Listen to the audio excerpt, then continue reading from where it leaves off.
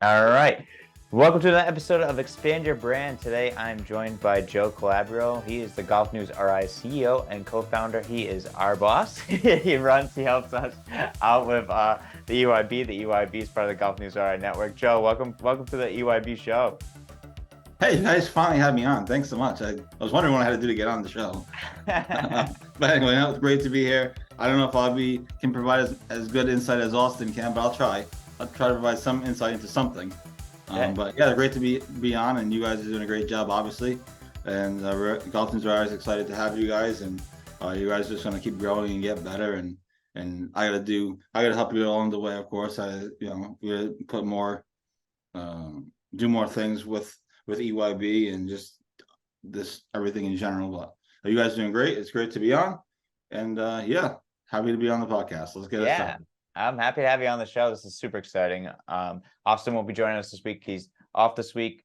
But I want to catch up. I want to know what's going on in the world of Golf News RI, what's going on in the world. I know I'm part of it, but give our listeners an update. Maybe they're not reading as much or know what's going on, but I know you just had some coverage of the RI, the Rhode Island Amateur. So what was that like, and what's going on forward? Yeah, we just came off coverage of the Rye Amateur last week over at Montauk, which I had never been there before. It's a very nice place, very cool. I don't know if you saw any of the pictures and videos that we posted on mainly on Instagram, but I think we posted a couple on Facebook. Anyway, either way, very nice place. I had never been there before, like I said. So it was cool to go there. The parking was kind of a pain in the butt, but it is what it is. But it was a really nice place. The course was in great shape. It was obviously a great tournament. The Rhode Island Amateur Week is probably my second favorite week of the summer behind the Northeast Amateur Week. I just love the Northeast Amateur. Obviously, I love Moisa and the whole thing. But our amateur is right up there, and this was a great tournament all around. Obviously, as most people have read, Bobby Leopold won his fourth RI Amateur Championship of his career, which ties him with Brad Valois for I think second most all time. I think Cameron Quinn has 5 from back in the day. Oh, wow. But that's his fourth, and certainly, if he wasn't already, it cements him as one of the greatest amateur players to ever come out of Rhode Island. And so it's great to watch him. He's become a friend of Golf News RI, and he's done a lot to support us, and always is good with giving me an interview or giving me a comment or texting me back or whatever. So it was great to see him win, and he beat Harry Dessel in the championship on Friday, 9-8.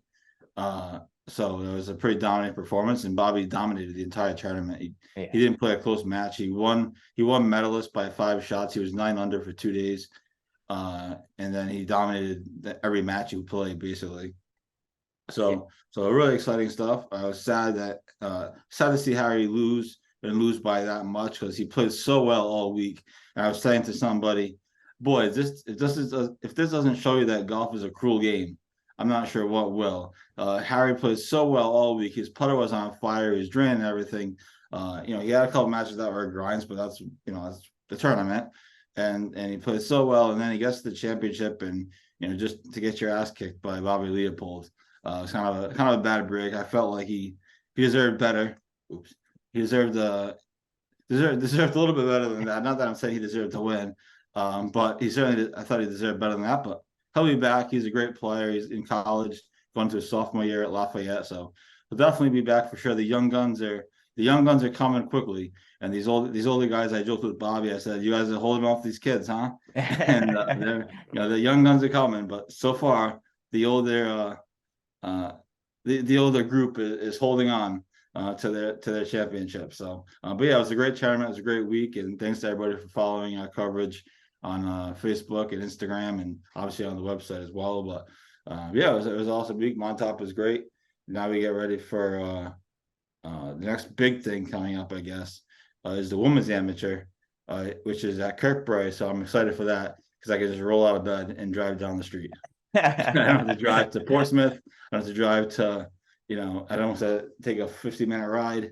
I just wake up, roll out of bed, throw clothes on, and walk down the street. So we're looking forward to that. That's in early August, but obviously it's still a couple weeks away. But yeah, so that's the biggest thing that we have going on, and it's been a fun summer so far. Obviously, you guys are contributing a lot of podcasts and different things to it. The Cigar of the Week has been a huge success. I Yeah. think people really like it. And I know we've talked about this, but we're hoping to do a little bit more with that going forward. And we obviously I want to do more with your podcast and just you guys in general, but we won't talk about that on the air, but we're not gonna have an on-air meeting, but Yeah.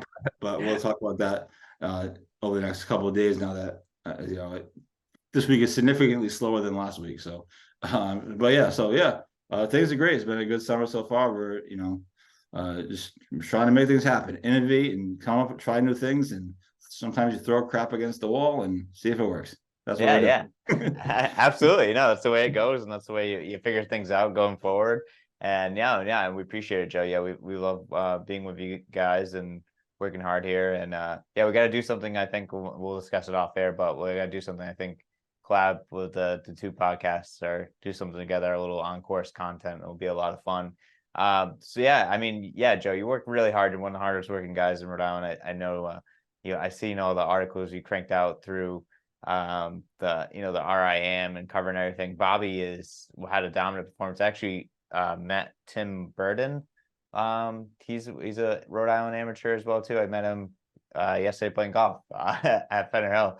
I talked to him for a little bit, and yeah, he was just saying how crazy Bobby is such a good player and stuff like that. Yeah, somebody called him my friend, I think my friend Eugene called him, he called him a professional amateur. Yeah, yeah. He pretty much plays as much golf as he works. He travels all over, he plays in different tournaments in Florida, and he's a nationally ranked amateur. He's made it to the U.S. Amateur a bunch of times. He's made runs to the U.S. Amateur. He's made it to him and his brother-in-law Tyler have made it to the U.S. Floorball Championship. They made deep runs in the Floorball Championship. So he's been, he's been. I don't know if he's ever made it to a U.S. Open before, but he's been to some big time events. He's played some big time tournaments, and back in his younger days, he'll even tell you that he's old now and he's trying to hang on. But back in his younger days, he was a national level player. And as far as amateurs go, so yeah, he's still going. Obviously, he has kids and everything now, so perhaps he doesn't practice as much as he used to, but he's still good enough to dominate the Rhode Island amateur anyway. So, and I'm sure he'll be competing for many years to come in that and any other USJ stuff. So yeah, he's just an amazing player. It's fun to watch him play. And what was cool was he had the kid caddying for him was one of his players from Hendricken. Oh, that's His kid awesome. Gianni. So that was kind of neat. The poor kid had to wake up like 6 a.m. to drive to Portsmouth, but other than that, so that was kind of cool that he had to hit one of his players caddy for him. And obviously, because now Bobby's the Hendricken coach, Hendricken golf coach. So yeah, I mean, it's a great tournament. It's a great week. Like I said, I'm looking forward to the drive wasn't too bad. I'm overstating a little bit, but you had to go from where I was coming from, North Smithfield. You have to cut through Providence. Right. Going through Providence, you always hit traffic, especially at that time in the morning. But Yeah. it wasn't that bad. It was pretty. I mean, you over the bridge, the whole thing. Yeah. Water, the whole thing. It wasn't that bad, but it was just looking forward to Kirkbury to roll out of bed and walk down the street. Yeah, that should be really exciting. At least you don't have to go too far. I know how you feel. I think we have that typical Rhode Island mentality where we have to drive 50 minutes. Is a little pain in the butt sometimes, but what for the Kirkbride, anyone in the women's RIM, like the listeners should be on the lookout for, or someone that we should know that it could be a possible winner of this, or should Adriana Eaton. She's the younger sister of Kylie Eaton, who won the women's amateur last year. She's also won like 5 straight Kirkbride Women's Club championships. Wow. Adriana is going to be as good, if not better, than Kylie. And Adriana actually won. Our followers will know, but Adriana won the high school state championship this past June, I guess it was, at Cranston Country Club. So she's a really good player. She's going to be a contender in the women's am, and certainly in the club championship, obviously. But so I would watch out for her, and then other players to watch out for. Again, we're still a couple weeks away, but if Addie Douglas and Alexis Florio play, they just graduated from college. They played at Fairfield and Indiana, respectively. They're obviously threats. I mean, they're playing college. They're really good players. Florio has all kinds of records at Indiana, scoring records at Indiana. So obviously they'll be a threat, but I would say and Kylie is obvious. Morgan McLeod is obvious. She got to the championship last year. She just finished her freshman year at Merrimack. But I would say Adriana Eaton, and also keep an eye out for the former college kids, I guess, as they graduated. So they had to get to the real world now. But yeah, it should be great. Hopefully, it'll be a great tournament. Hopefully, it'll be a great turnout. Um, I'm sure hopefully a lot of Kirkbride people will come and watch. They're Kylie and Adriana. So yeah, looking forward to that in a couple weeks. So Nice. it's a couple weeks to relax and enjoy my own golf season, and then right back at it. Yeah. How's your golf season going anyways? I mean, I see you out there a couple times. We've been up to where you've been playing. Well, I haven't really restarted yet, but I snuck out and played twice last week during the end. One, I played at Quinnesset on last Monday, which was really, really nice. Yeah. It was amazing because remember last Monday we had that, just like yesterday, we had that crazy rainstorm. Yeah. And I'm driving down there, and I call my dad. I'm like, "Are you sure? Like it's like I'm almost gonna turn around. I almost turned around like 3 times. That's how bad. This is how bad it was." Yeah. And he's like, "Yeah, calm down. It's gonna be over by 12:45." So I go out to Quinnesset, still downpouring. Then sure enough, we're in the clubhouse or whatever, the ballroom, eating the lunch. It was a charity event. And then sure enough, all of a sudden the rain stops and they delayed the tournament 20 minutes. And we went back out. We went out there and played the whole day with very little rain. The course, amazingly, you wouldn't even know it rained out. The course drains so well. It was Wow. unbelievable. Other than like 2 holes that had like small puddles on them that they didn't come into play for us anyway. It was like amazing. So we ended up playing Quinnesset. That was really cool. Holes on the water are really nice. I wrote a course review of it the other day. And then Wednesday we went to Connecticut to play in a tournament with my dad's client, or maybe not his client, his friend, who plays in Connecticut. This place, Wallingford Country Club, No.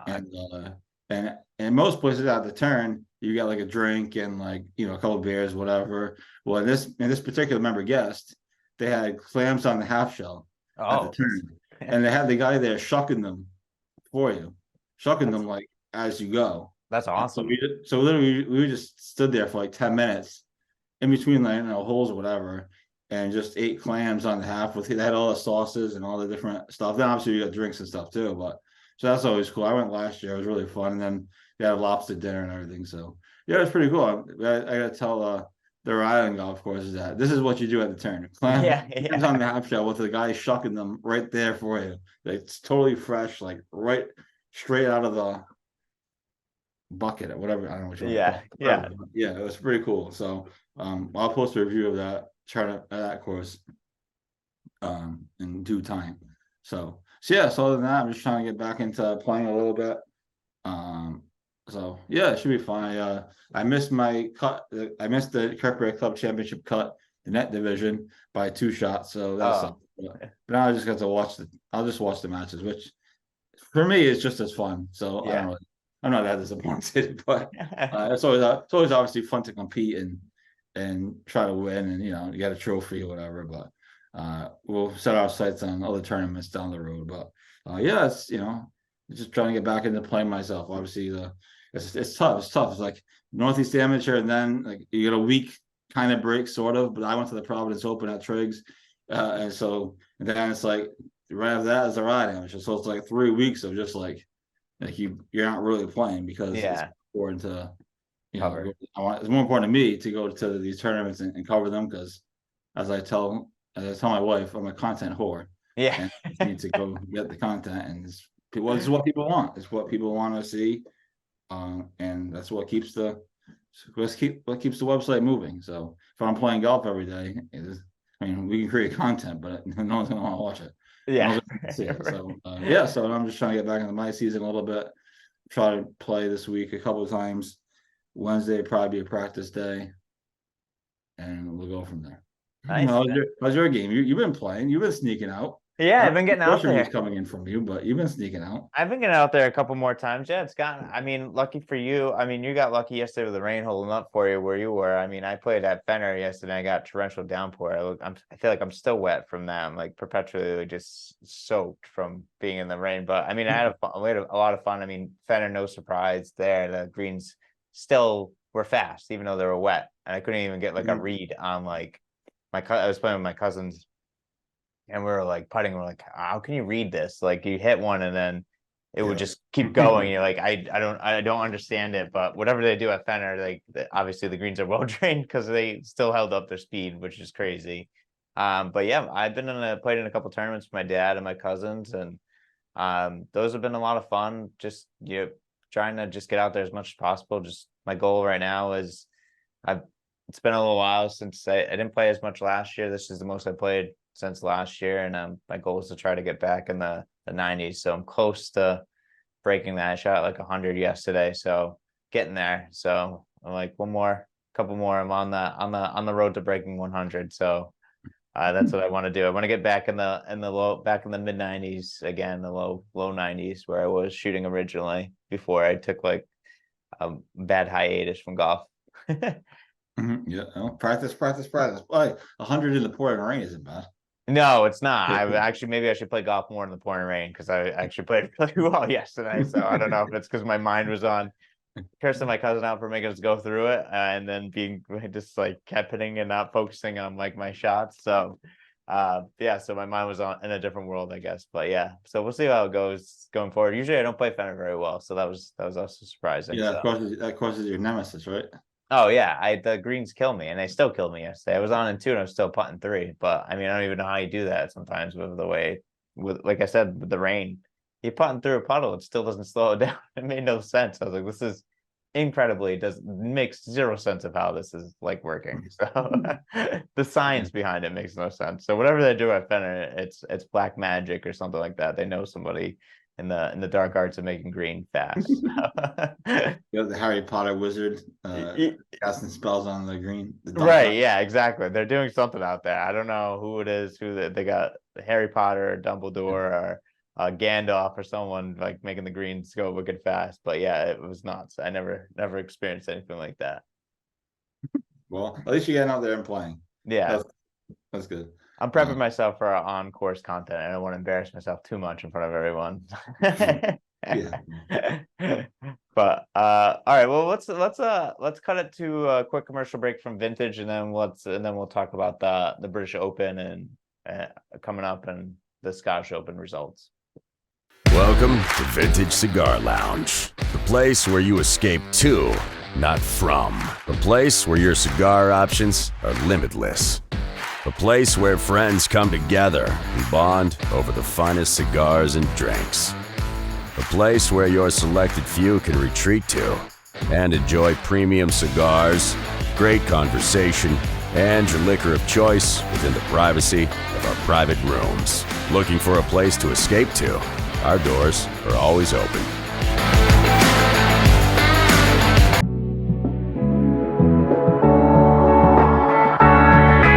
Hey guys, this week's Golf Cigar of the Week is the Joya de Nicaragua Classico.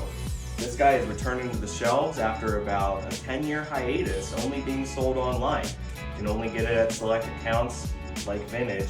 It's perfect for all-day smoking, super mild but full of flavor. You get those cedary, woody notes to it, mild amounts of pepper, real creamy. You can smoke it all day long. Come get one.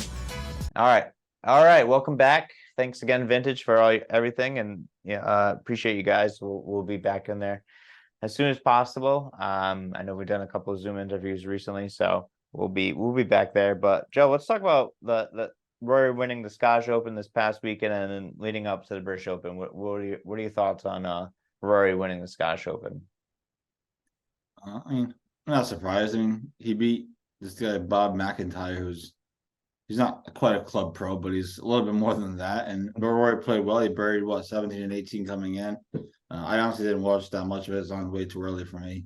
But I know he buried 17 and 18 coming in. He beat Bob McIntyre. And he's the last time somebody won a tournament and then went on to win a major was Rory. he won the 20. What tournament was it? I think, well, it might have been the British Open. He won the 2014, I think, Scottish Open. I think so. Then he went on to win the British Open the next week. Coincidentally enough, it was at Royal Liverpool. Yeah. So he was the last one to do something like that. Win the week before, and then go on to win the major. So if that means anything for your gamblers out there, could be a thought. He also won, like I just mentioned. He also won the last time the British Open was at Royal Liverpool in 2014.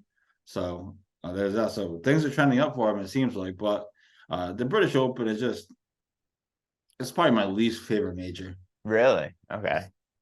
It's How just, come? I don't know. The courses are, I mean, it's different, right? Golf is different over there. It's not like here. The weather is miserable. The courses kind of look miserable in some ways. Like, it's just a different game over there. And every time the tournament's over there, it just feels like it's a lucky bounce. Not that there's lucky bounces, there aren't lucky bounces elsewhere, but it's more pronounced than it feels like in the British Open. The ball rolls 2 miles into a pop bunker, which you can't get out of because the walls are like this. Yeah. And to get it up high enough. So, but it makes it for fun. And again, that's the golf over there. That's, if you go over there and play, that's what it is. It's a different game over there. They're not really culture. I don't know if culture is the right word. They don't really do the whole fly the ball 300 yards thing, and that's not really how they play over there. It's very much kind of a ground game type of thing. Not like hitting ground balls necessarily, but kind of that. That's kind of how it's played over there, and it's just the way it is. It's just a different golf, different style of golf, links golf. But so it's tough to watch sometimes, but it'll be interesting. I mean, I'm excited for it. I mean, obviously it's a major. It's content. I got my bets in for the week, so we'll see what happens. Do you think Rory's gonna win? No, I don't have Rory to win. I bet. So me and my buddy, we do 4 guys because betting one guy in a golf tournament is hopeless. Yeah. You just have you try to give ourselves the best chance. So I think I have to actually check with him to make sure that they're right. Tommy Fleetwood, because he can't win in America. I figure he's gonna win somewhere at some point. He's been playing pretty well. For some reason, Justin Rose stuck out to me. And all these guys have like decent odds. I think Fleetwood's probably the favorite of them all, of all these guys that we picked. So Fleetwood, Justin Rose, Adam Scott we picked, even though I hate that he uses the chin, the belly putter thing. I feel like that's still. I don't think he holds against his body because that's cheating, but I still think that's kind of like cheating. I hate people. Yeah. It just looks like the old belly putter, right? Yeah. And it's kind of sort of cheating, and 2, it just looks ridiculous. Yeah. So no offense to anybody that uses that. It's just weird. So I got Fleetwood, Rose, Adam Scott. Who was the 4th guy we picked? I can't even remember. I'll try to think of it. But anyway, we bet 4 guys. We'll see what happens. Last year I hit the US Open, which was cool. We hit Matt Fitzpatrick. This past summer we hit because me and my buddy do all these bets together because he's like the odds guy and I'm like the analysis guy. So we have fun with it. And we only bet $25 each on each guy. So it's not like that's not bad. It's not like hundreds of dollars. Yeah. We hit when Vegas won the Stanley Cup, we had bet Vegas to win the cup at the beginning of the season. Oh my God. So we hit that bet this past summer. That was pretty cool. That's cool. In 2019, we bet Tiger Woods to win the Masters, and he ended up winning the Masters. So we've hit a few bets. Not anything that too crazy, but just enough to keep us interested and keep us coming back for more, which is obviously what gambling is. Yeah, exactly. Right. Yeah. Remember the wins. It's just like golf. It's just like golf. You always remember the good shots. That keeps you coming back. You made 17 double bogeys in a row, but you birdied the 18th hole, and now you want to keep playing. Yeah, exactly. That's how it is. That one shot. I'm excited for the British Open. But like I said, it's not my favorite major. Sometimes it's tough to watch because the weather is miserable. But that's their golf. That's kind of how they play. So it's nice. It's neat to see the courses. I was pumped last year when I was at St. Andrews because that's the one course that I play overseas, St. Andrews. The other courses, whatever. They are whatever, they're golf courses, but St. Andrews is one course that I would go and play. So it was cool when last year was at St. Andrews, but this year should be good. Royal Liverpool, that's where Tiger won, Open in 2006, his first major victory after his dad died. When he tapped the putt in, he broke down crying in Steve Williams' arms. One of the more emotional scenes in golf. So yeah, there's some history there. And plus, for me, as a Beatles fan, Royal Liverpool is obviously right around where the Beatles grew up. So there'll be tons of Beatles stuff, I'm sure, and maybe they'll do a trip down some of the historic sites or whatever.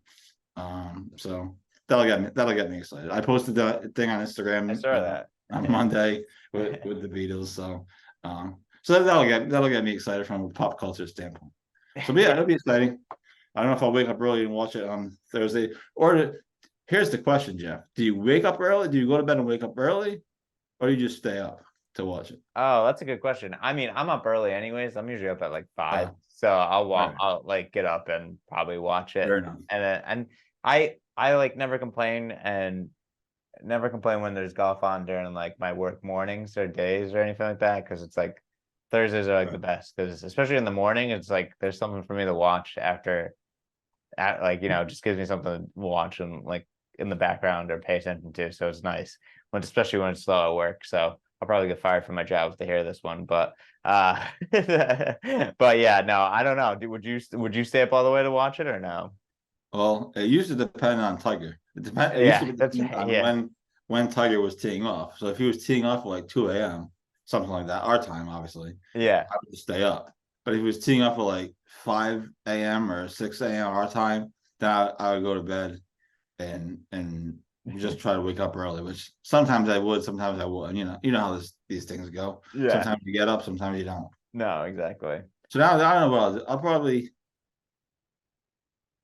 probably stay up.